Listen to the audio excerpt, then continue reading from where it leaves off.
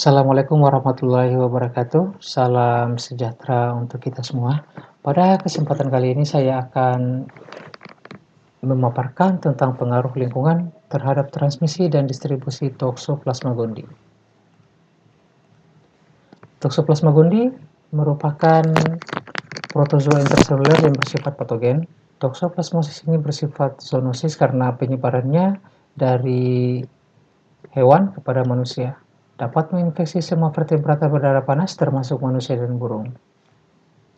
Faktor penyebab atau agen dari penyakit ini adalah protozoa Toxoplasma gondii.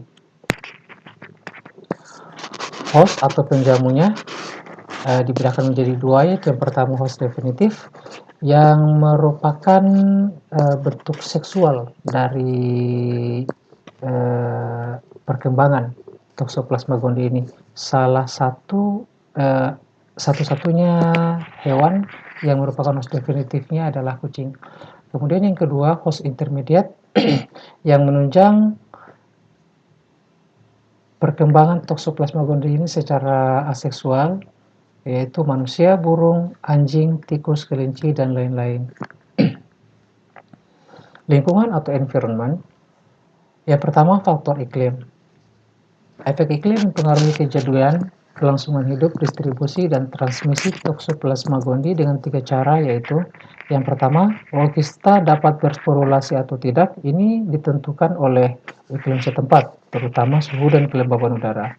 Yang kedua, Ookista di lingkungan dipengaruhi oleh curah hujan musiman, yang mempengaruhi aliran sungai yang dapat mengirimkan Ookista dari darat ke air, termasuk laut. Yang ketiga, iklim dapat mempengaruhi distribusi geografis, kepadatan populasi, dan pola migrasi hewan pengerat, burung yang bermigrasi, dan antropoda. Hewan yang bertindak sebagai inang reservoir atau inang transporter memainkan peran penting bagi munculnya, kelangsungan hidup, distribusi, dan transmisi Toxoplasma gondii. Yang kedua, efek suhu. Suhu dapat mempengaruhi kelangsungan hidup dan infektivitas Ookista Toxoplasma gondii. Perubahan kecil pada suhu memberikan efek signifikan pada prevalensi patogen. Pada sebuah penelitian, korelasi positif antara suhu tahunan rata-rata di berbagai daerah di Swedia dan kejadian toxoplasmosis pada wanita hamil. Yang ketiga, curah hujan. Hujan dapat menyebabkan lingkungan yang lembab dan memungkinkan kelangsungan hidup Ookista dan meningkatkan ketersediaan makanan untuk inang, termasuk inang perantara. Perubahan curah hujan mempengaruhi perkembangan antropoda yang membutuhkan lingkungan yang lembab, sehingga lalat, kecoa, cacing tanah adalah transportasi yang terbukti secara eksperimental atau inang paratentik untuk Toxoplasma gondii. Yang keempat, aktivitas manusia. Penggunaan lahan melalui pergeseran suhu permukaan, radiasi dan kekeruhan, konsentrasi karbon dioksida di atmosfer atau CO2 yang berkontribusi terhadap pemanasan global telah meningkat secara signifikan. Yang kedua, meningkatnya deforestasi, urbanisasi, emisi karbon, dan perilaku antropogenik lainnya, sehingga menyebabkan hilangnya habitat dan fragmentasi populasi hewan. Siklus hidup dari Toxoplasma gondii ini, yang pertama di lingkungan, Ookista dapat tahan pada suhu dingin hingga beku dan suhu cukup tinggi untuk tetap bertahan selama bertahun-tahun di tanah dan di air. Yang kedua, lingkungan berperan penting pada proses sporogoni, di mana pada fase ini Ookista yang telah